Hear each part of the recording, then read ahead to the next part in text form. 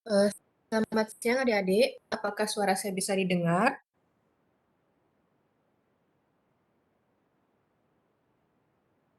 Bisa, Bu.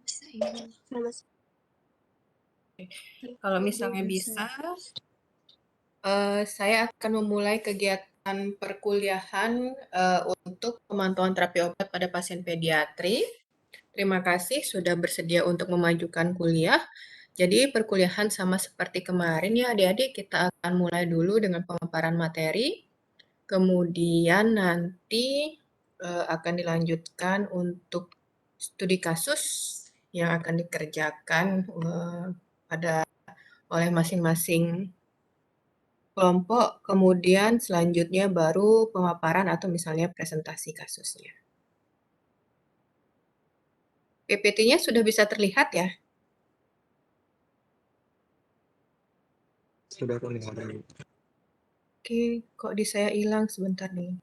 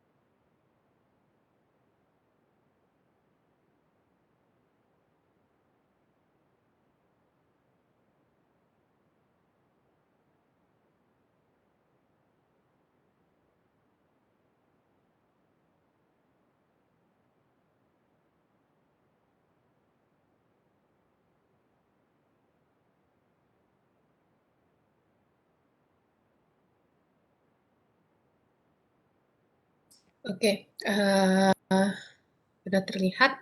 Jadi, hari ini kita akan masuk ke materi pemantauan terapi obat pada pasien pediatri. Nah, di sini sebelum kita masuk bagaimana melakukan pemantauan terapi obat itu, kita mungkin harus bisa mendefinisikan terlebih dahulu apa yang dimaksud dengan populasi khusus pediatri, ya. Pediatri atau anak-anak, ya, anak-anak yang memiliki suatu komplikasi atau kondisi patologis tertentu, itu kita harus lihat dulu apa yang dimaksud dengan anak, ya. Nah, berdasarkan Undang-Undang Republik Indonesia Nomor 23 Tahun 2002, anak itu adalah seseorang yang belum berusia 18 tahun, termasuk anak yang masih di dalam kandungan. Jadi janin yang masih dikandung ibu itu sudah dimasukkan atau dikategorikan sebagai anak, ya. Itu berdasarkan Undang-Undang Republik Indonesia Nomor 23 Tahun 2022. Sedangkan untuk definisi anak dari WHO itu adalah anak sejak di dalam kandungan sampai usia 19 tahun. Ya, jadi dia dikatakan masih anak-anak itu adalah sampai dengan usia 19 tahun. Kemudian Majelis Umum PBB tahun 1989 itu menyatakan bahwa setiap orang yang berusia di bawah 18 tahun, kecuali berdasarkan undang-undang yang berlaku bagi anak, ditentukan sebagai usia dewasa dicapai lebih awal. Jadi pokoknya semua yang usianya di bawah 18 tahun itu adalah anak-anak. Kecuali mungkin ada beberapa negara tertentu ya, begitu dia melakukan atau misalnya dalam kondisi tertentu dia mendaftarkan pernikahan, maka walaupun usianya 18 tahun itu dianggap sudah dewasa, ya seperti itu. Nah, mungkin adik-adik ada yang masih usianya di bawah 18 tahun, kalau 18 tahun berarti masih anak-anak ya. Oke, itu adalah untuk definisi anak-anak. Jadi di sini pasien anak atau pasien pediatri itu adalah pasien dengan usia kurang dari 18 tahun, ya, kurang dari 18 tahun, yang memiliki suatu gangguan patologis atau kondisi morbiditas tertentu. Jadi populasi khusus pediatri di sini adalah apabila anak tersebut memiliki suatu gangguan patologis atau memiliki morbiditas atau penyakit tertentu. Nah, kalau misalnya dilihat penggolongan usianya,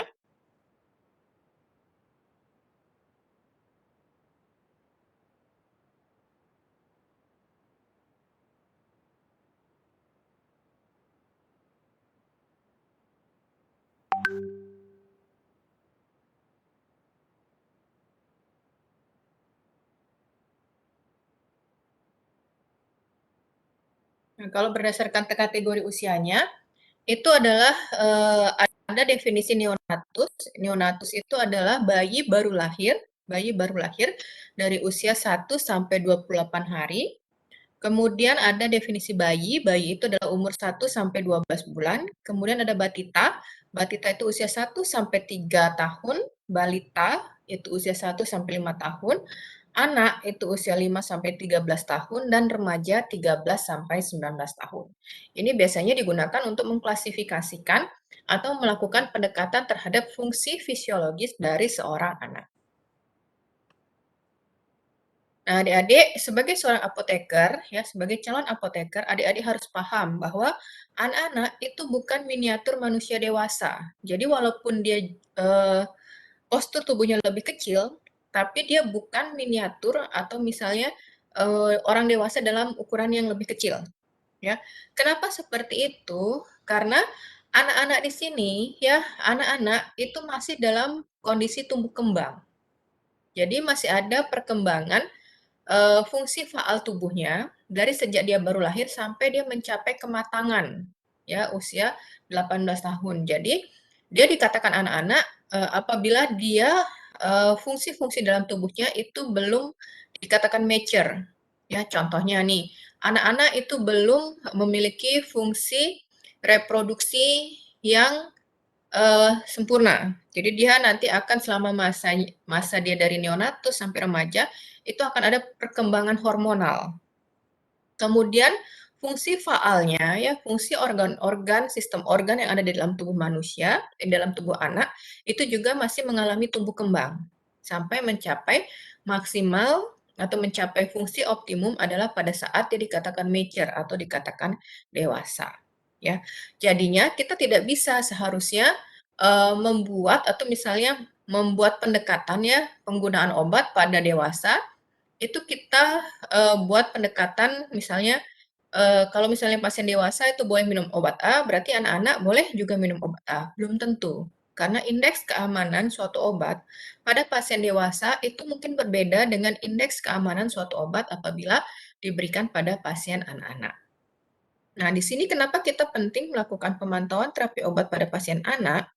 Yang pertama itu adalah bahwa prinsip penggunaan obat pada anak itu tidak bisa didasarkan pada prinsip penggunaan obat-obatan atau terapi pada dewasa. Ya, kenapa seperti itu? Karena tadi yang seperti saya jelaskan bahwa mungkin kondisi farmakokinetik dan farmakodinamik suatu obat itu berbeda antara pasien dewasa dengan pasien anak terkait dengan tumbuh kembang anak yang belum optimal. Nah, tapi sampai sekarang pun itu masih, ya, disamakan. Buktinya kita masih banyak menggunakan pendekatan perhitungan dosis anak yang didasarkan pada pendekatan perhitungan dosis pada dewasa. Misalnya nanti kita akan belajar pendosisan menggunakan usia, ya, parameter usia, atau parameter berat badan, atau body surface area. Ya, padahal sebenarnya mungkin tidak semua obat-obat itu bisa memiliki indeks atau misalnya profil keamanan apabila kita menggunakan pendekatan terapi dari pasien dewasa. Kemudian yang kedua, aturan pakai obat atau misalnya jenis obat, dosis, frekuensi, durasi cara pemberian itu mungkin berbeda. Berbeda antara pasien anak dan pasien dewasa. Kenapa bisa seperti itu? Kembali lagi tadi bahwa farmakokinetika pada pasien anak dan pasien dewasa itu berbeda. Pada pasien dewasa semua fungsi organnya sudah matang. Sedangkan pada anak mungkin ada beberapa fungsi organ yang mungkin belum bisa bekerja secara sempurna. Kemudian yang ketiga, apakah benar, apakah selalu benar bahwa obat dengan indeks terapi besar itu lebih aman penggunaannya pada pasien anak? Nah, ini sangat tergantung sekali dengan evidence atau apakah tersedia bukti keamanannya. Ya, tidak selalu ya obat-obat dengan indeks terapi besar itu aman digunakan pada pasien anak. Ya. Tadi berkaitan juga dengan perubahan farmakokinetika dan farmakodinamika suatu obat itu sangat unik pada pasien anak. Sehingga kita perlu mencari evidence-based medicine-nya, bagaimana penggunaannya apabila digunakan pada pasien anak. Kemudian terkait dengan pertanyaan nomor 3, apakah semua obat itu memiliki evidence-based medicine pada anak? Ya, apakah semua obat itu memiliki hasil penelitian pada anak? Tidak semua. Ya. Kenapa seperti itu? Karena populasi anak itu merupakan populasi yang tidak boleh dijadikan subjek penelitian terkait dengan etis, ya terkait dengan etika penelitian, ya. Jadi kalau misalnya penelitian itu tidak boleh menggunakan subjek penelitian anak, wanita hamil, pasien lansia, pasien dengan gangguan fungsi organ misalnya seperti itu. Ada beberapa batasan-batasan. Sehingga evidence base yang ada itu biasanya berupa laporan apabila suatu obat itu ternyata digunakan pada pasien anak. Kemudian muncul suatu efek yang tidak diinginkan atau misalnya kalau kondisinya bagus ternyata dia juga memberikan efek potensial untuk pasien anak tersebut. Jadi sampai saat ini evidence base terapi pada anak itu biasanya masih sangat sulit. Nah, inilah kenapa banyak sekali keterbatasan-keterbatasan yang mungkin ya yang mungkin dihadapi oleh tenaga kesehatan dalam melakukan pemberian terapi pada anak. Sehingga biasanya sampai saat ini pemberian terapi pada anak itu masih didasarkan pada pemberian terapi pada pasien dewasa. Untuk itu, sebagai seorang tenaga kesehatan, sangat penting bagi kita untuk melakukan monitoring. Karena beberapa hal mungkin akan berbeda efeknya pada pasien anak. Nah, ini adalah faktor-faktor yang perlu dipertimbangkan dalam melakukan atau misalnya memberikan terapi obat pada anak. Yang pertama itu adalah kita harus memantau bagaimana farmakokinetika dari seorang anak dibandingkan dengan farmakokinetika pada pasien dewasa.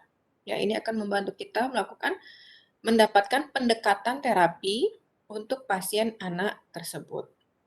Kemudian estimasi perihal dosis terapeutik dan dosis toksik pada anak ya. Apakah ada evidence base yang menunjukkan bahwa dosis toksik atau dosis terapeutik itu secara jelas didefinisikan pada anak, bukan dari pendosisan dewasanya. Kemudian pendekatan perhitungan dosis, yang mana yang paling bagus, yang mana yang paling mendekati, atau yang mana yang paling aman. Kemudian bagaimana dengan penggunaan obat-obat khusus pada pasien pediatri? Ya, itu adalah beberapa hal yang perlu kita pertimbangkan dan kita pelajari sebelum kita dapat melakukan pemantauan terapi obat pada pasien anak. Kita masuk yang pertama, itu adalah pertimbangan farmakokinetika.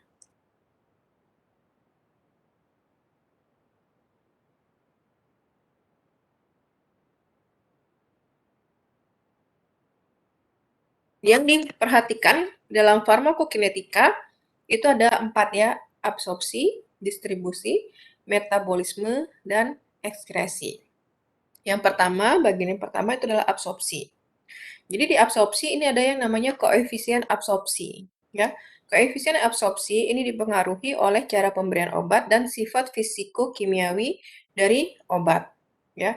Nanti misalnya ya kalau absorpsi itu dari 100 miligram obat itu diberikan secara peroral, bisa saja koefisien absorpsinya adalah 0,8. Artinya dari 100 miligram obat itu yang terabsorpsi dan masuk ke dalam peredaran darah hanya 80%-nya, misalnya seperti itu.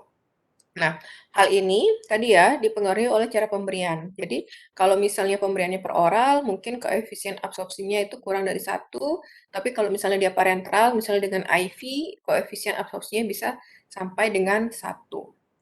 Selain itu dia juga akan berpengaruh dari sifat fisika kimia dari obat. Ya, misalnya apakah obat itu bersifat hidrofilik, hipofilik, sehingga mempengaruhi kecepatan obat tersebut untuk diabsorpsi secara sempurna di saluran cerna. Nah, untuk absorpsi oral pada bayi dan anak itu tidak jauh berbeda dengan dewasa. Sehingga kita bisa mengestimasikan bahwa untuk koefisien absorpsi obat pada anak itu tidak berbeda jauh dengan koefisien absorpsi obat pada pasien dewasa. Kemudian ada beberapa hal yang mungkin mempengaruhi proses absorpsi obat pada pasien anak. Misalnya yang pertama, neonatus ya. Untuk neonatus biasanya pengosongan lambung itu relatif lebih lambat. Misalnya pada hari pertama dan kedua setelah kelahiran. Pada hari pertama dan kedua kelahiran, pengosongan lambung itu 6 sampai 8 jam. Ya, inilah kenapa adik-adik bayi ya kalau misalnya eh, adik-adik mahasiswa punya adik bayi di rumah ya untuk hari pertama dan kedua kelahiran itu biasanya dia hanya membutuhkan asupan makanan yang lebih sedikit dan biasanya akan lebih banyak tidur karena memang waktu pengosongan lambungnya itu lebih lambat. Kemudian biasanya memiliki sekresi asam lambung rendah. Nah, ini berkaitan dengan obat-obat yang mungkin membutuhkan ionisasi di saluran cerna agar dia dapat terserap oleh jonjot-jonjot usus ya. Mungkin akan ada beberapa obat yang mungkin absorpsinya itu akan sedikit berbeda untuk bayi yang baru lahir misalnya seperti itu. Kemudian peristaltik ususnya itu biasanya belum teratur dan lebih lambat ya. Ini akan mempengaruhi tadi waktu pengosongan lambung ya. Kemudian walaupun sekresi asam lambungnya rendah, ternyata keasaman lambungnya lebih tinggi. Ini tadi juga berkaitan dengan obat-obat, apakah ada obat yang memang dirusak oleh asam lambung. Karena peningkatan asam lambung artinya kemungkinan obat tersebut untuk dirusak akan lebih besar. Kemudian obat perkutan, karena biasanya bayi itu belum memiliki jaringan otot yang tebal, maka untuk obat-obat perkutan itu biasanya akan meningkat absorpsinya pada neonatus karena dia tidak bisa tersimpan dalam depot khusus dalam jangka waktu yang lama atau dalam jangka waktu yang panjang. Karena tadi masa ototnya belum terbentuk. Kemudian untuk kasus-kasus malnutrisi di mana pasien atau misalnya pediatri tersebut kekurangan eh, kandungan protein, maka ini akan berpengaruh nantinya lebih lanjut kepada distribusi dari suatu obat.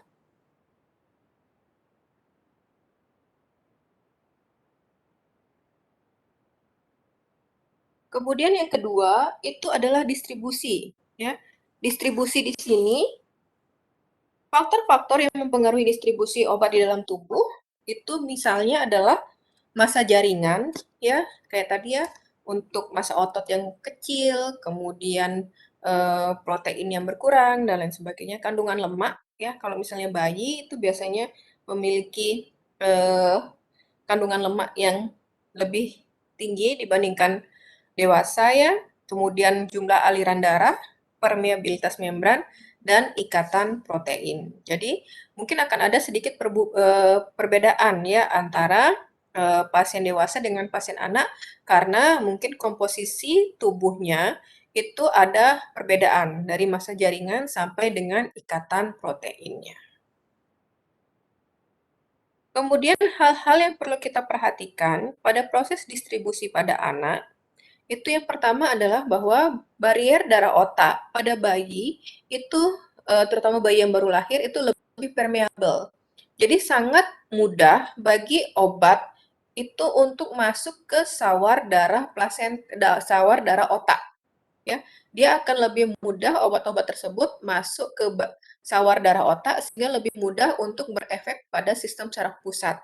Sehingga ini hati-hati sekali untuk obat-obat yang sifatnya adalah lipofilik dan memiliki kerja dalam depresi susunan saraf pusat, ya.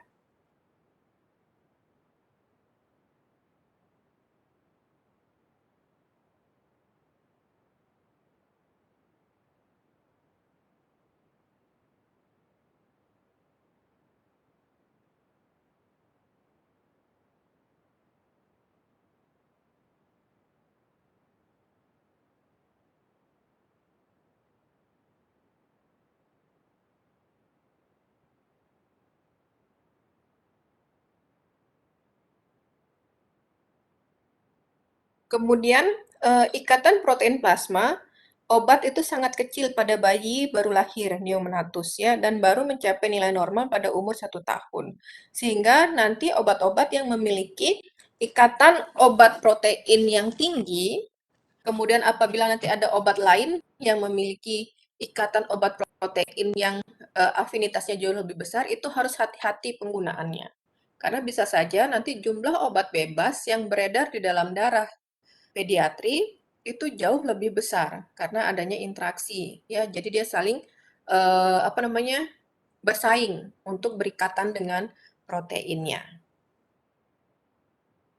Kemudian untuk metabolisme, biasanya kecepatan metabolisme obat pada bayi dan masa awal anak-anak itu jauh lebih besar dibandingkan orang dewasa. Ya, jadi mungkin saja beberapa obat yang metabolisme utamanya di hati itu akan termetabolisme lebih banyak. Ya, sehingga harus kita lihat apakah perlu penyesuaian dosis atau tidak. Sedangkan untuk ekskresi, organ yang berperan dalam proses ekskresi itu masih belum matang, sehingga proses ekskresi berjalan lebih lambat. Nah, di sini pada bayi baru lahir ya, neonatus, itu menunjukkan aktivitas ginjal hanya 30-50% orang dewasa. Sehingga untuk obat-obat yang ekskresi utamanya itu adalah melalui ginjal, mungkin akan ada penyesuaian dosisnya. Nah, misalnya seperti ini, ya. Ini adalah perbandingan clearance ginjal pada bayi yang baru lahir dan pada orang dewasa. Ya, rata-rata bayi baru lahir itu beratnya 3,5 kg. Sedangkan rata-rata orang dewasa itu 70 kg. Dapat dilihat di sini persentase cairan tubuh pada bayi itu jauh lebih besar dibandingkan persentase cairan tubuh pada dewasa, walaupun secara total volumenya dia jauh lebih kecil. Ya. Clearance-nya itu jauh lebih kecil, di mana clearance dari bayi itu plus minus hanya 3 ml per menit dibandingkan orang dewasa 130 ml per menit. Ya. Waktu paruh itu adalah misalnya 630 menit pada pasien anak, kemudian 220 menit pada orang dewasa. Jadi terlihat sekali ada perbedaan farmakokinetika antara bayi dan orang dewasa. Nah, ini contohnya adalah bagaimana pengaruh farmakokinetika itu ya berpengaruh terhadap obat-obatan yang mungkin digunakan. Ya, dalam hal ini dalam proses eliminasi. Contohnya di sini saya ambil yang mungkin digunakan ya, gentamicin. Waktu paruh pada bayi itu adalah 5 jam, sedangkan waktu paruh pada orang dewasa itu 2 sampai 3 jam. Jadi, untuk pendosisan yang sama ya, jumlah obat itu dieliminasi separuhnya dari pada saat dosis awal itu 5 jam, sehingga ada 2 sampai 3 jam lebih lama dibandingkan pada dewasa. Sehingga ini nantinya akan berpengaruh terhadap penentuan frekuensi penggunaan obat pada pasien pediatri. Ya, tentunya karena waktu paruhnya lebih panjang, maka seharusnya frekuensi penggunaannya itu bisa lebih lama. Ya, kalau misalnya gentamicin itu diberikan 3 sampai 4 kali per hari, mungkin pada bayi cukup 1 sampai 2 kali saja. Ya, tergantung nanti faktor-faktor apakah dia antibiotik tersebut bersifat time dependent atau dose dependent.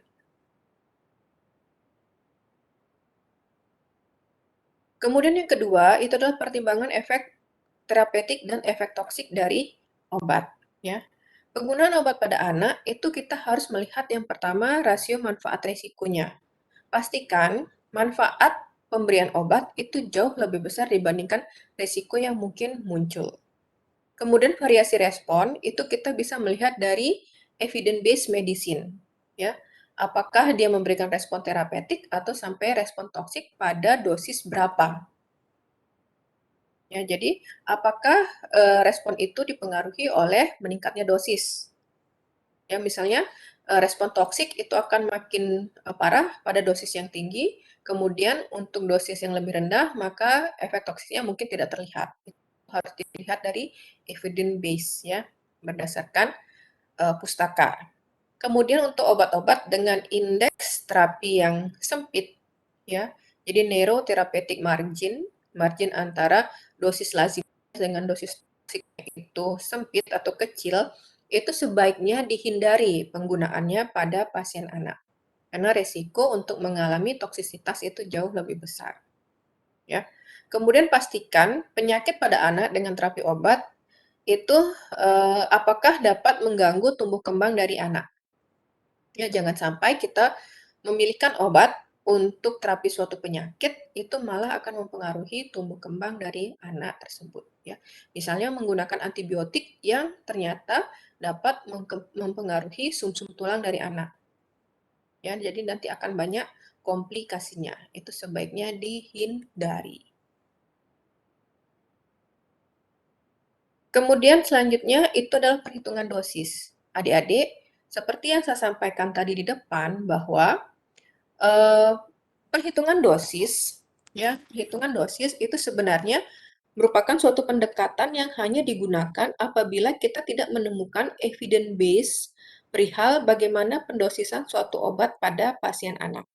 Karena perhitungan dosis dengan pendekatan pendosisan pada pasien dewasa itu biasanya akan memiliki, kekurangan-kekurangan, ya. Karena akan berbeda efek dari farmakokinetika dari suatu obat apabila memang ada evidence base penggunaannya pada pasien pediatri sendiri dibandingkan dengan menghitung dosis dengan pendekatan pendosisan pada pasien dewasa. Jadi dosis anak itu biasanya adalah dosis individual.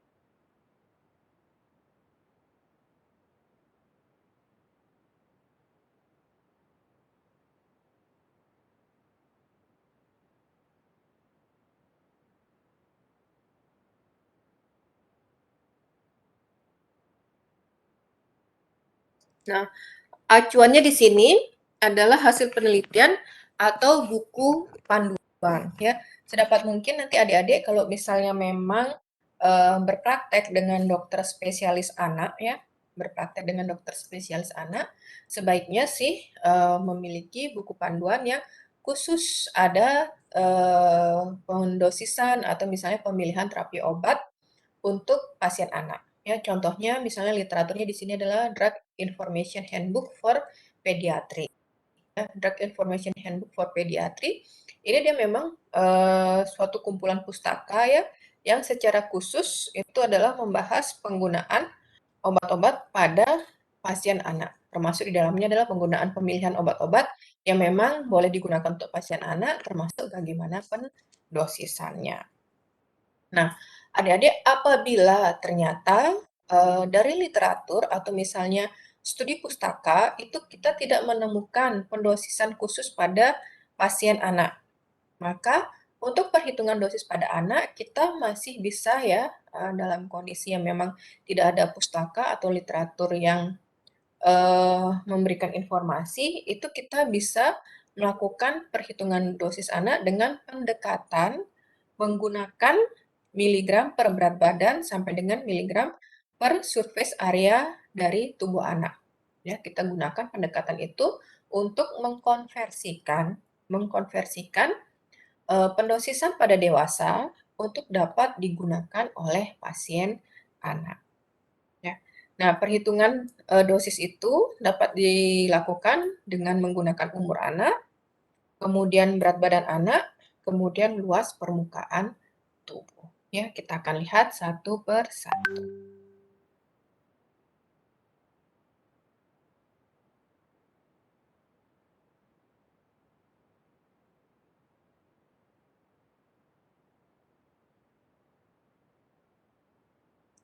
Yang pertama itu adalah pendekatan pendosisan yang didasarkan pada umur.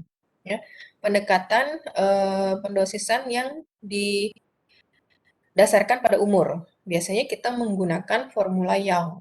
Ya, jadi dosis anak itu adalah dosis dewasa dikalikan umur anak dalam tahun per umur anak ditambahkan 12. Ya, jadi kalau misalnya di sini umur anaknya itu misalnya 8 tahun, berarti dosis dewasa ya, misalnya paracetamol 500 miligram gitu, berarti 500 miligram per 8 per 8 plus 12. Jadi nanti akan dapatkan dosis paracetamol itu berapa pada pasien anak tersebut. Kemudian untuk pendekatan berat badan, itu kita menggunakan yang namanya formula Clark, ya. Jadi di sini pendekatannya adalah berdasarkan berat badan dalam pon, ya. Ingat dulu mengkonversi, kalau kita di Indonesia kan biasanya menggunakan satuan beratnya adalah kilogram. Jadi kita konversi dulu, ya. Jadi berat badan dalam kilogram itu dijadikan pon, baru nanti diukur, ya. Jadi dosis anak sama dengan dosis dewasa per berat badan dalam pon per 150 itu juga dalam satuan pon. Ya, nanti akan kita dapatkan berapa dosisnya untuk seorang anak. Kemudian perhitungan dosis yang paling mendekati itu adalah menggunakan surface body area, jadi luas permukaan tubuh. Ini merupakan pendekatan perhitungan dosis yang paling mendekati untuk pendosisan pada anak. Jadi yang paling disukai digunakan kalau misalnya kita tidak mempunyai pustaka atau literatur yang menulis secara khusus berapa pendosisan suatu obat pada pasien anak. Jadi kita hitung dulu berapa luas permukaan tubuh dari anak tersebut ya. Luas permukaan badan itu adalah tinggi badan dalam kurung sentimeter, kemudian berat badan dalam kilogram per 3.600, kemudian diakar pangkat 2 kan. Ya. Kemudian dosis anak itu adalah dosis dewasa kali luas permukaan tubuh anak dibagi 1,73 meter persegi. Ya, jadi 1,73 meter persegi itu adalah biasanya luas permukaan tubuh orang dewasa.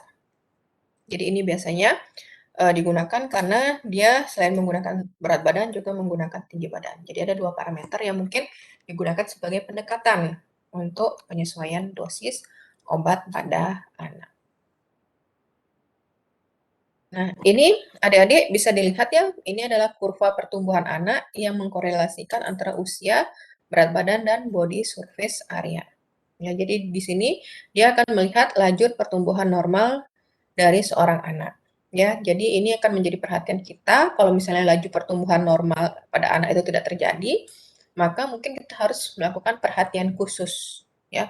Karena bisa saja misalnya anak itu terlalu kurus, malnutrisi, artinya nanti mungkin akan berpengaruh terhadap distribusi obat di dalam darah. Sedangkan kalau misalnya dia terlalu gendut, obesitas, juga akan berpengaruh dalam penyimpanan obat di dalam darah, terutama obat-obat yang sifatnya lipofilik, yang lebih suka untuk berikatan dengan sel-sel lemak di dalam tubuh.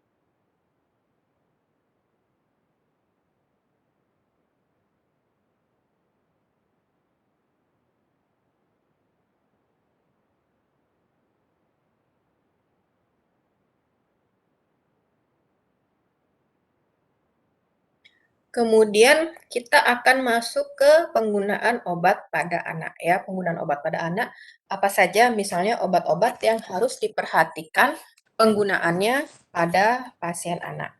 Yang pertama adalah pada masa neonatus atau awal kelahiran. Nah, pada masa neonatus atau pada awal kelahiran ya, biasanya ada yang dilakukan adalah profilaksis terhadap kemungkinan resiko infeksi. Ya, jadi begitu anak itu lahir, kalau misalnya untuk kasus seksio sesaria, jadi melalui prosedur operasi sesar, anak itu begitu lahir akan disuntik antibiotik. Ya. Tujuannya apa? Tujuannya adalah untuk mencegah kemungkinan resiko terjadinya infeksi selama prosedur operasi. Ya, karena membutuhkan prosedur operasi yang steril atau bersih. Nah, ini menjadi masih ada yang mengatakan bermanfaat, ada yang mengatakan beresiko. Kenapa seperti itu? Karena yang mengatakan bermanfaat ini terutama untuk daerah-daerah atau ruang-ruang operasi yang memang tingkat infeksi nosokomialnya sangat tinggi, ya. Untuk yang tingkat infeksi nosokomialnya sangat tinggi, itu memang diperlukan injeksi antibiotik untuk mencegah terjadinya infeksi. Tapi untuk tempat-tempat yang memang sudah dinyatakan steril dan resiko infeksi nosokomialnya itu rendah, mungkin tidak dibutuhkan lagi injeksi antibiotik kepada bayi yang baru lahir tersebut, karena memang semua prosedur sudah dipastikan berlangsung dalam kondisi steril. Kemudian pemberian obat secara peroral pada pasien anak itu juga dilematik ya. Karena pada beberapa anak sulit untuk mengkonsumsi obat secara peroral. Misalnya ada obat yang pahit atau sulit ditelan atau pemberian serbuk yang susah untuk dikonsumsi atau misalnya tablet yang ukurannya besar. Nah, ini kita harus pertimbangkan kondisi spesifik dari masing-masing anak. Ya, sedapat mungkin sediaan yang digunakan itu adalah sediaan yang paling mungkin bisa diterima oleh anak. Misalnya, pemberian obat dalam bentuk sirup. Ya, pemberian obat dalam bentuk sirup.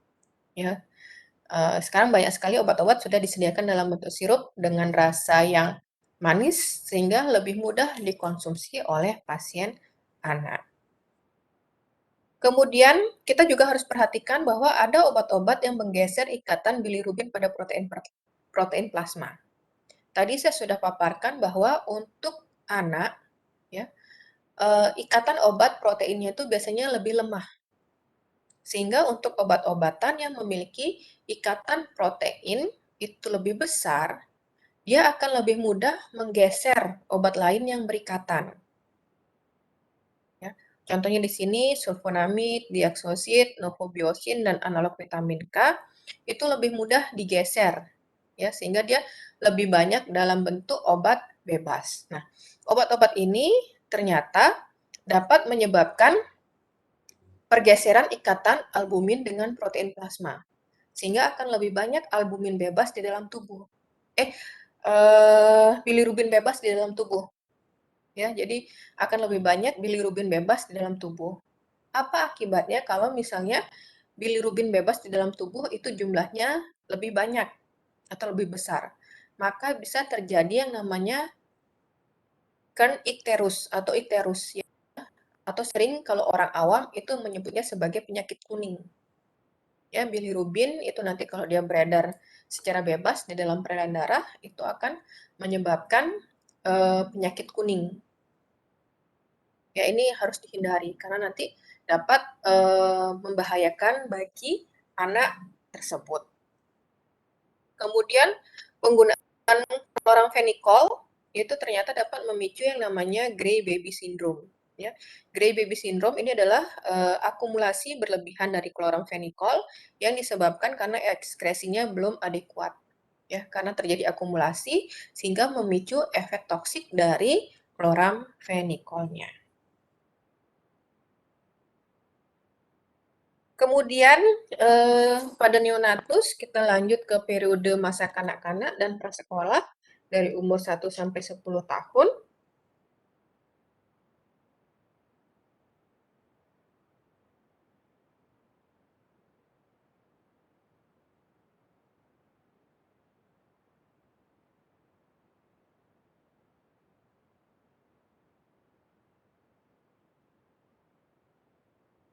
Untuk periode kanak-kanak dan prasekolah 1 sampai 10 tahun, pada periode ini darah itu biasanya dibersihkan lebih cepat dan metabolisme obat pun berlangsung lebih cepat.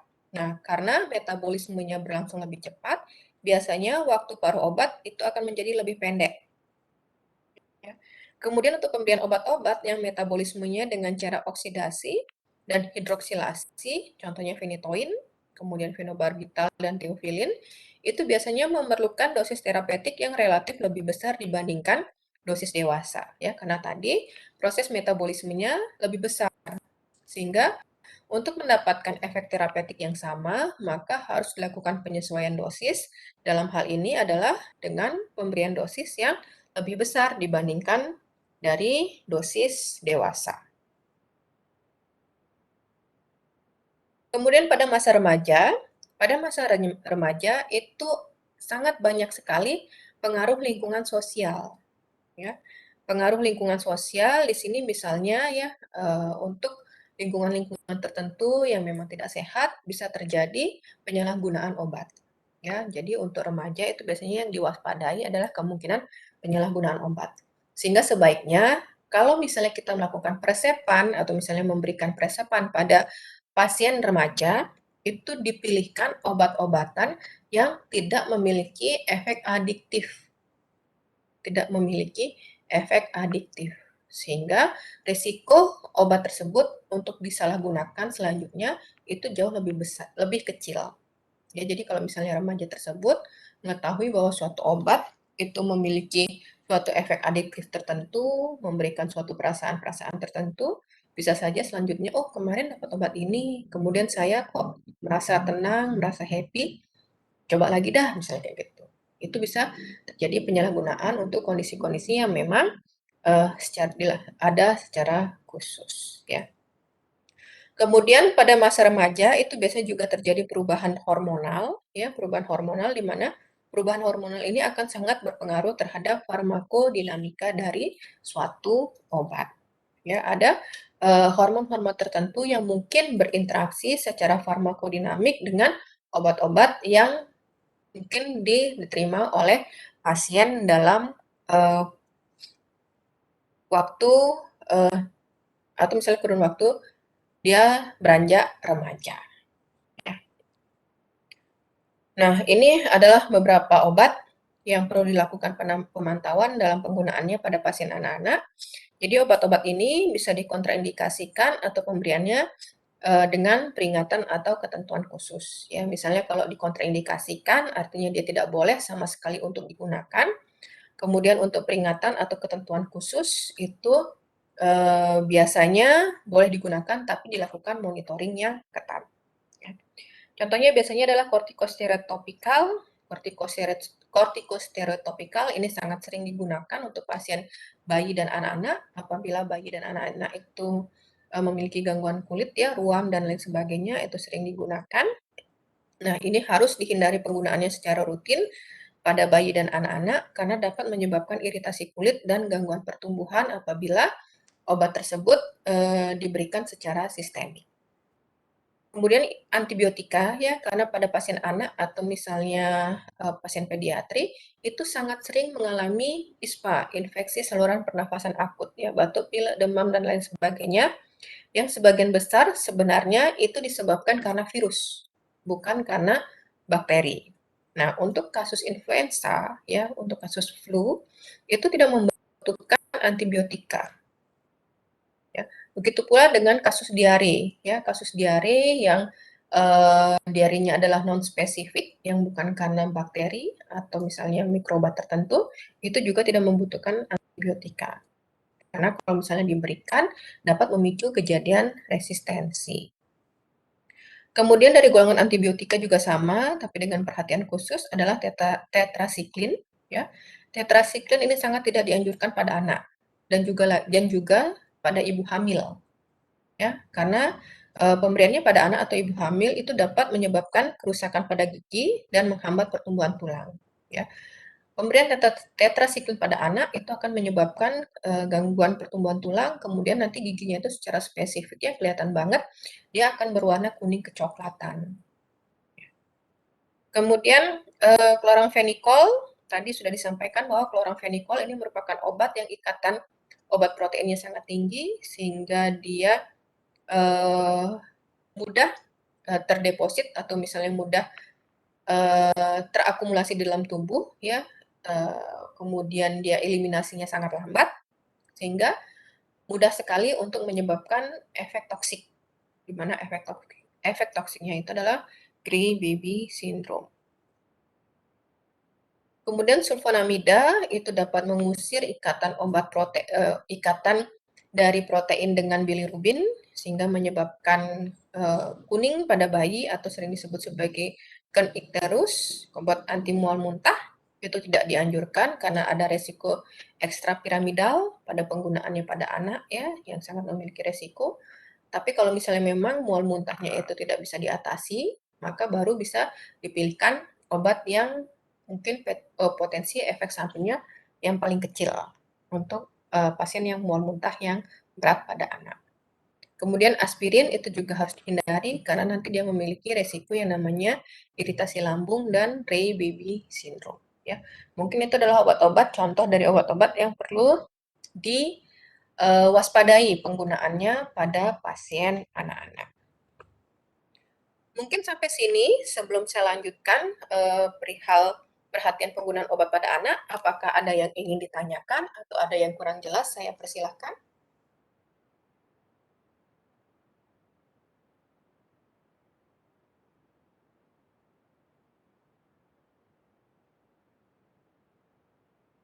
Ingin bertanya, Ibu.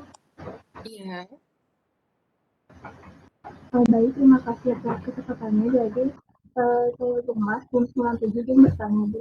Tadi disebutkan saat bayi baru lahir itu fase sesar, kalau udah baru lahir itu dikasih suntikin antibiotik untuk mencegah risiko infeksi setelah sesar. Itu pemberian antibiotiknya apa tidak kemungkinan menimbulkan resistensi itu atau bagaimana? Terima kasih. Ya, mohon maaf saya coba ulang kembali pertanyaannya ya karena apa namanya tadi agak putus-putus sinyalnya di saya, mohon maaf ya. Jadi kalau tadi ada saya sampaikan bahwa untuk kasus-kasus seksio sesaria, operasi sesar, bayi yang baru lahir itu disuntik antibiotik untuk profilaksis kemungkinan infeksi. Apakah malah tidak menyebabkan resistensi antibiotik? Ya seperti itu pertanyaannya ya.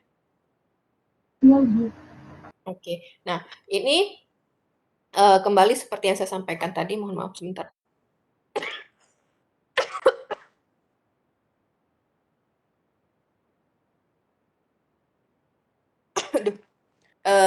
Kembali seperti saya sampaikan tadi di depan ya, untuk profilaksis antibiotik pada bayi baru lahir untuk kondisi persalinan seksio sesaria itu kita harus lihat resiko ya, resiko kemungkinan infeksi nosokomialnya.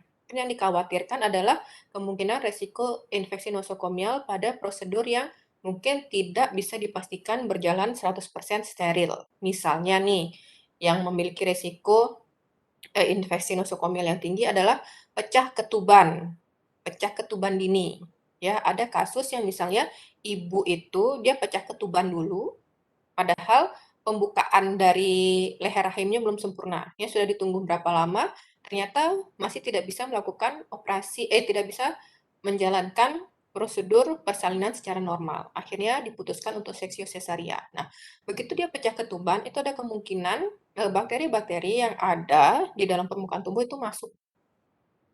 Ya. Nah, untuk kasus seperti ini, maka pemberian antibiotik profilaksis itu biasanya akan memberikan manfaat yang besar. Sehingga begitu bayi baru lahir, untuk prosedur SC dia langsung diberikan suntikan IV antibiotik ya karena tadi misalnya kasus pecah ketuban. Kemudian ada kasus-kasus yang lain, misalnya nih ibunya memiliki resiko mengalami ISK ya seperti itu. Itu juga ada profilaksisnya. Jadi apakah dia akan mengalami resistensi antibiotik atau tidak, ini bisa dicegah adik-adik. Jadi dengan melihat rasio manfaat resikonya. Jadi kalau misalnya memang manfaatnya lebih besar dibandingkan risikonya, maka injeksi profilaksis antibiotik ini itu harus dilakukan. Tapi kalau misalnya memang resiko infeksi nosokomial itu sangat rendah, maka dokter biasanya tidak akan memberikan injeksi antibiotik profilaksis tersebut. Ya, itu juga untuk mencegah terjadinya resistensi. Jadi dilihat kasus per kasus untuk pemberian injeksi antibiotik pada prosedur kelahiran sesius cesaria. Mungkin seperti itu, Bu Mistri. Baik, Ibu, bisa dimengerti. Terima kasih. Oke, ada yang lain? Silahkan adik-adik.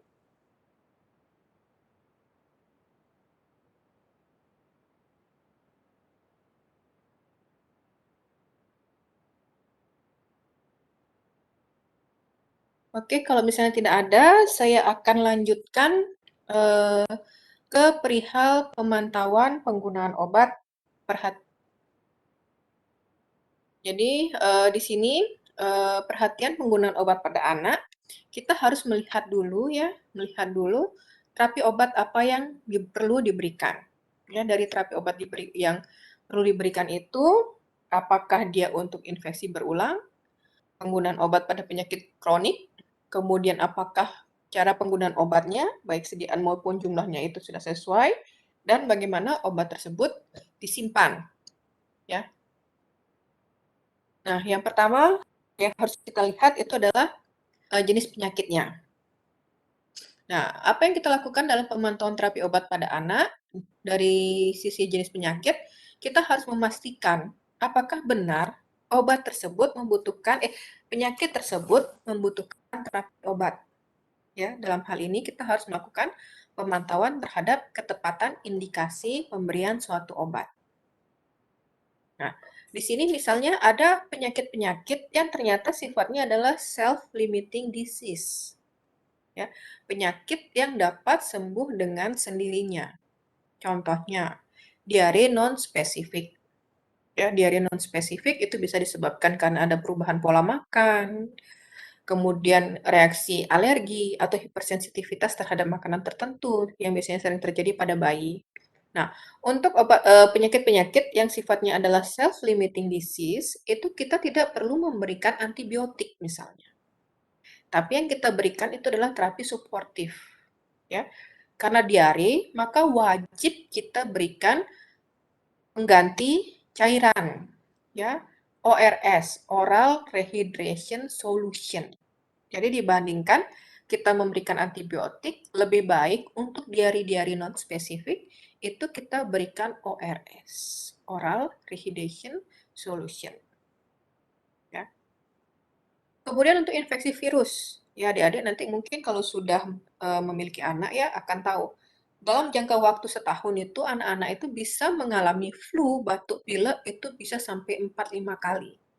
Ya setiap bulan mungkin batuk pilek. Ya karena banyak sekali virus-virus flu yang ada variannya terutama di negara kita negara tropis ya. Sedangkan virus itu merupakan penyakit yang mudah sekali menular. Nah, untuk infeksi virus ya, namanya virus, maka tidak memerlukan antibiotik karena antibiotik itu adalah obat yang digunakan untuk infeksi bakteri atau mikroba. Ya. Jadi infeksi virus itu tidak membutuhkan antibiotik. Yang membutuhkan antibiotik adalah infeksi bakteri. Kemudian pada kasus nyeri atau demam, ini juga sering sekali terjadi pada anak. Ya, hujanan dikit, panas.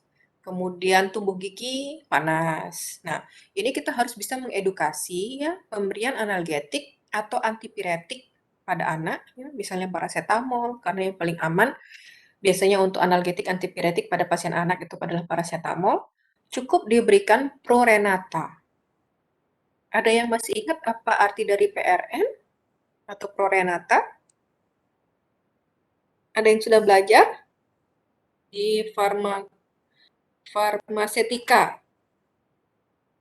Ada yang tahu artinya? Izin menjawab. Diberikan pada saat sakit itu. Saat itu saja, Ibu. Jika perlu saja. Jadi ya. Jadi PRN itu adalah pemberian terapi obat yang diberikan jika perlu. Artinya nanti walaupun resep itu ya, resep obatnya misalnya 3 kali sehari 5 mililiter gitu ya, 5 mililiter paracetamol. Kita harus melakukan edukasi kepada pasiennya bahwa apabila demamnya sudah hilang, walaupun obatnya belum habis, maka pemberian obat dapat dihentikan.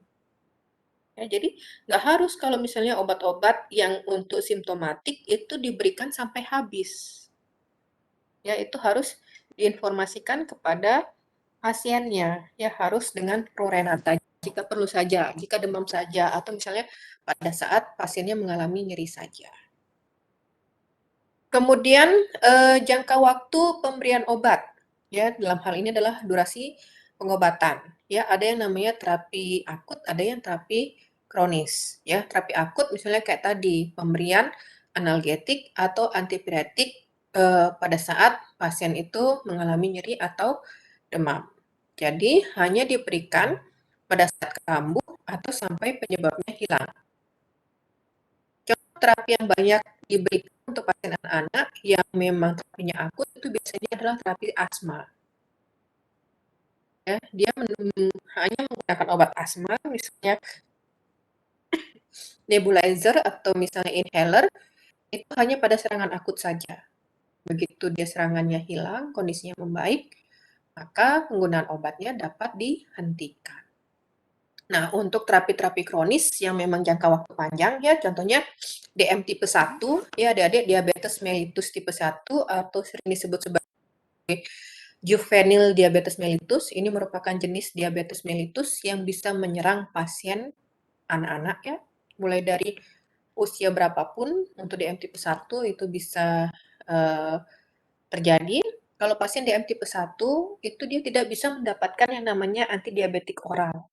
Ya, biasanya kan kalau diabetes mellitus pada dewasa ya DM tipe 2 itu begitu dia terdiagnosa, dia mendapatkan terapi oral terlebih dahulu. Contohnya misalnya nanti adik-adik akan belajar mengenai metformin, kemudian natiglinit ya, golongan sulfonylurea dan lain sebagainya. Tapi kalau DM tipe 1 itu biasanya terjadi karena kerusakan sel beta pankreas pada anak. Nah, di sini dia membutuhkan terapi kronik jangka panjang dengan pemberian insulin. Nah, untuk ini kita harus memastikan bahwa pasien tersebut patuh terhadap pengobatannya. Karena kalau dia tidak misalnya menyuntikkan insulin sebelum dia makan dan lain sebagainya, akan terjadi peningkatan gula darah yang signifikan. Ya, nanti bisa menyebabkan komplikasi-komplikasi. Kemudian karena ini adalah pasien anak, ya resiko untuk mengalami efek yang tidak diinginkan itu jauh lebih tinggi. Sehingga kita harus memastikan bahwa dosis obatnya itu memang merupakan dosis obat yang khusus atau misalnya yang memang diperuntukkan untuk anak tersebut. Kemudian masuk ke jenis obat. Ya, jenis obat itu kita harus melakukan pemantauan terapi obat. Dalam hal ini adalah tepat obat. Ya, jadi right drug for right person. Yang paling mudah apa? Misalnya kita lihat apakah obat ini ada kontraindikasinya atau tidak pada pasien anak. Misalnya tadi neonatus, ya neonatus, kemudian dia mengalami infeksi, maka harus hindari obat-obat yang memang dikontraindikasikan pada anak. Misalnya chloramphenicol, sulfonamida, kemudian golongan quinolone, tetrasiklin, karena memberikan efek yang tidak diinginkan pada pasien anak. Ya.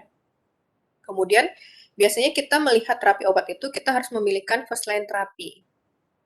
Apa parameter dari first line terapi? Biasanya berdasarkan evidence base, obat tersebut memiliki efikasi atau efektivitas yang lebih besar dibandingkan resikonya apabila digunakan pada pasien pediatri. Kemudian tidak ada kontraindikasi. Efek samping obat yang muncul itu sangat minimal. Ya, kemudian tadi ya, resikonya itu jauh lebih kecil dibandingkan manfaat yang mungkin diperoleh dari pasien. Itu adalah terapi first line. Bagaimana kita tahu suatu obat itu terapi first line-nya apa? Biasanya ada di panduan terapi, di guidelines ya. Jadi nanti ada misalnya guidelines asthma in children, ya. Guidelines misalnya hypertension in children gitu. Itu nanti akan diinformasikan terapi lini pertamanya apa. Kemudian yang ketiga dalam pemantauan terapi obat untuk jenis obat itu adalah pemilihan jenis obat yang sesuai. Ya, karena tadi pemilihan jenis obat yang sesuai itu sangat berpengaruh terhadap kepatuhan pasien untuk mengkonsumsi obatnya. Ya, kalau misalnya kita kasih pasien itu obatnya sudah pahit, rasanya nggak enak, kemudian dalam bentuk puyer, atau misalnya anak-anak itu biasanya nggak suka dalam bentuk kapsul, ya karena lengket dia biasanya di tenggorokan. Kemudian kalau puyer itu dia pahit biasanya rasanya. Nah, begitu mau minum obat, akhirnya dipaksa akhirnya obatnya muntah gitu, dimuntahkan obatnya. Nah, kan akan sulit bagi orang tua ya untuk memastikan ini mau dikasih lagi apa enggak. Kalau dia misalnya dikasih lagi seberapa banyak, enggak tahu berapa banyak yang sudah masuk misalnya ke dalam saluran cernanya. Maka sebaiknya jika memang ada pilihan obat dalam bentuk sirup, ya, kemudian rasanya jauh lebih enak dibandingkan sediaan yang lain, maka kita bisa pilihkan jenis obat yang mungkin akan meningkatkan ketaatan pada penggunaan obatnya. Ya, kemudian tadi juga cara pemberiannya. Untuk obat-obat yang misalnya pemberiannya per oral mungkin akan mudah, tapi untuk obat-obat yang misalnya pemberiannya secara khusus, misalnya kayak tadi insulin, ya menggunakan insulin pen, bisa nggak anak itu menggunakan? Atau misalnya menggunakan inhaler atau nebulizer, bisa nggak digunakan oleh pasien tersebut untuk penggunaan inhaler atau nebulizernya? Yaitu harus juga diperhatikan. Kemudian untuk pendosisan, ya, penentuan dosis obat pada anak atau sering disebut sebagai tepat dosis ya tadi, usahakan pendosisan obat itu kita berdasarkan evidence base yang ada.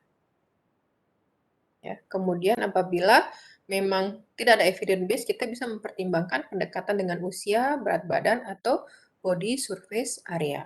Ya, dengan misalnya rumus Clark, Young, atau misalnya menggunakan rumus BSA. Ya. Cari pedoman pendosisan itu pada sumber informasi obat yang terpercaya. Ya, misalnya jurnal hasil penelitian, informasi obat, ya, namun hati-hati kemungkinan bias. Ya, adik-adik mungkin nanti akan belajar di mata kuliah apa ya farmakoepidemiologi, bagaimana mencegah interpretasi agar tidak terjadi bias dan lain sebagainya.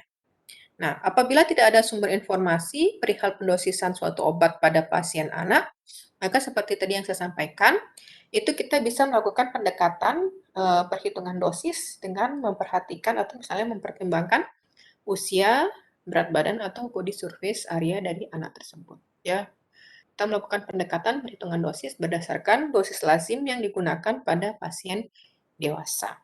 Tapi tentu saja kembali ya yang paling bagus itu adalah apabila pendosisannya menggunakan pendosisan yang memang ada evidence base-nya. Kemudian yang selanjutnya itu adalah KIE, komunikasi, informasi, dan edukasi. Ya. Hal penting yang harus adik-adik ketahui sebagai seorang calon apoteker di sini adalah bahwa anak itu belum bisa menggunakan obat sendiri. Ya, terutama untuk obat-obat yang penggunaannya secara khusus. Begitu pula dengan obat-obat yang per oral ya. Dia belum tahu takaran. Nggak tahu dia 5 mili itu sebanyak apa. Maka untuk pemberian informasi berupa cara pemberian, dosis, takaran penyimpanan, itu kita bisa informasikan kepada orang tua atau misalnya orang yang bertanggung jawab terhadap atau kepada anak tersebut. Ya, jadi informasikan kepada pendamping anak, perawat anak. Ya, jadi pada saat nanti KIE, pada saat KIE itu bukan kita meng-KIE anaknya. Jadi kita misalnya berikan D, ini nanti diminum 3 kali sehari 5 mili ya. Kemudian obat yang ini diminum 1 kali sehari 2 mili. Enggak, misalnya seperti itu. Anak-anak akan sulit untuk melakukan hal tersebut. Jadi kita lakukan konseling itu adalah kepada pendampingnya, kepada orang yang bertanggung jawab kepada anak tersebut. Ya. Nah, ada satu hal lagi yang harus diperhatikan dalam melakukan KIE, bahwa anak-anak itu memiliki suatu aspek psikologis tertentu. ya. Jadi anak itu akan lebih taat apabila dia diinformasikan suatu hal dari pihak lain. Dalam hal ini mungkin orang tuanya. Ya orang tua anak bilang, "Harus minum obat supaya cepat sembuh." Kadang-kadang anaknya ngeyel. Tapi kalau dokter atau apotekernya yang ngomong, itu biasanya lebih didengar. Maka pada saat Anda melakukan KIE, pada saat Anda melakukan KIE pada orang tua anak, libatkan juga anak tersebut. Ya, kalau misalnya anaknya sudah paham. Tapi kalau anaknya masih bayi, umurnya baru 3 tahun, nggak ngerti apa, mungkin sulit. Tapi kalau misalnya sudah masa sekolah, ya, TK, SD, SMP, apalagi remaja, itu kita bisa mengencourage anak itu untuk terlibat dalam pengobatannya. Ya, jadi diinformasikan kepada anak, kenapa misalnya dia harus minum obat. Ya, jadi akan diinformasikan, itu akan membawa dampak psikologis pada anak. Oh, ternyata saya bertanggung jawab loh terhadap pengobatan diri saya sendiri. Nah, seperti itu.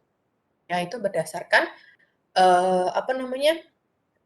Panduan-panduan dalam melakukan konseling pada pengobatan anak. Ya, jadi ikut sertakan anak tersebut dalam konseling sehingga dia mendapatkan informasi dan dia merasa terlibat dalam pengobatan yang dilakukan untuk kondisi penyakit yang dia alami. Kemudian ini adalah biasanya obat-obat yang sering menyebabkan drug related problem pada pasien anak-anak. Jadi obat-obat ini sering menyebabkan drug related problem pada pasien anak-anak. Ya, misalnya yang berkaitan dengan indikasi obat ya, indikasi obatnya tidak sesuai, misalnya penggunaan beclometasone, fluticasone, dan sodium kromoglikat itu biasanya dia yang berkaitan dengan alergi ya. Jadi pasiennya mungkin membutuhkan terapi obat untuk alerginya, tapi tidak tepat pemberiannya. Ya.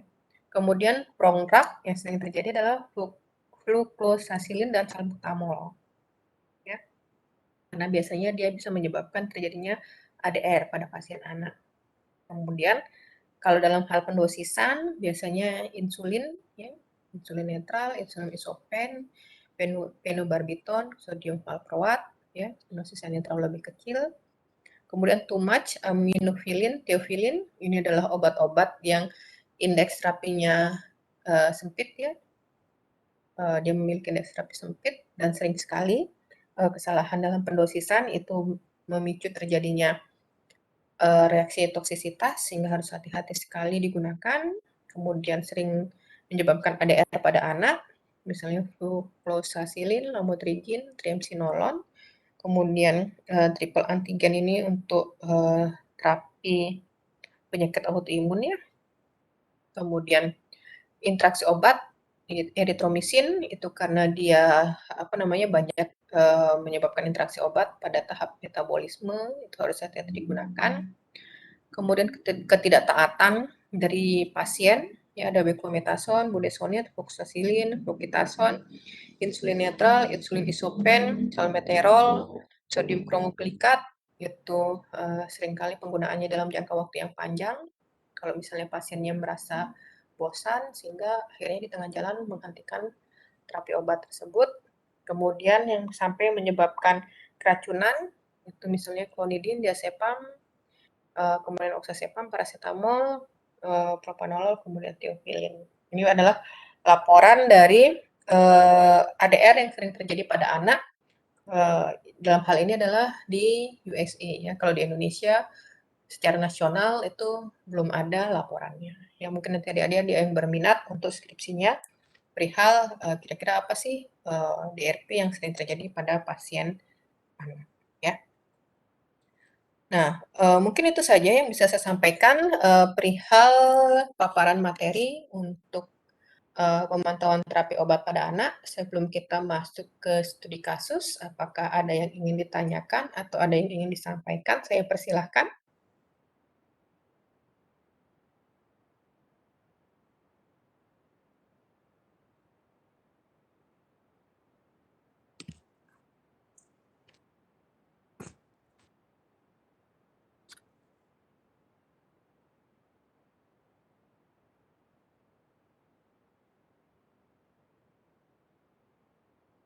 Oke, sudah jelas semua berarti ya?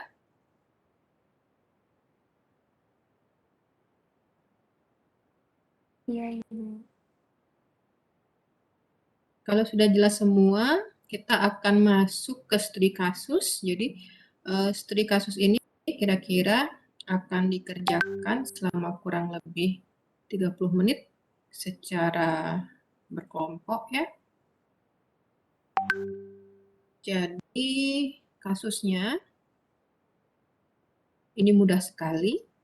Adik-adik sudah dapat farmasetika kan ya? Sudah, Ibu. Ya, berarti sudah diajarkan tentang perhitungan dosis ya. Nah, ini studi kasusnya, anak usia 4 tahun mengalami demam, suhunya 37,5. Orang tua pasien datang ke apotek ingin membeli obat penurun demam. Oleh apoteker dianjurkan menggunakan paracetamol karena merupakan antipiretik yang aman untuk anak. Dari literatur diketahui bahwa dosis paracetamol anak adalah 10-15 mg per kilogram berat badan untuk sekali minum dan diberikan setiap 6-8 jam. Jika diketahui berat badan anak adalah 15 kg, Anda diminta untuk menghitung berapa dosis sekali minum yang harus diberikan pada anak. Ya. Kemudian yang kedua, adik-adik mungkin bisa search ya di Google atau misalnya punya ISO, ya, sediaan paracetamol yang beredar di pasaran. Sediaan paracetamol yang beredar di pasaran. Apa aja? Ya, misalnya bentuknya tablet, kemudian sirupnya itu misalnya kandungannya berapa. Nah, pilihkan satu yang misalnya sesuai. Kira-kira menurut Anda untuk anak ini sediaan yang seperti apa yang paling sesuai? Kemudian dari sediaan yang adik-adik pilih, tolong buatkan aturan pakai penggunaan obatnya. Jadi aturan pakai itu enggak 500 mg 3 kali sehari, tapi misalnya 3 kali sehari setengah tablet, 3 kali sehari 5 ml ya seperti itu. Kemudian apa yang harus disampaikan kepada pasien atau keluarga pasien. Jadi KIE-nya itu apa saja ya. Nah, silahkan langsung ditulis, dikerjakan ya di bagian bawah dari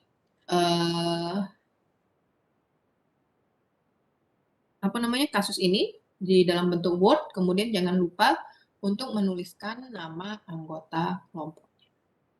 Kira-kira seperti itu untuk studi kasus. Apakah ada pertanyaan perihal studi kasusnya? Nanti akan saya kirimkan ke formanya untuk filenya. Ada yang ingin ditanyakan perihal studi kasus?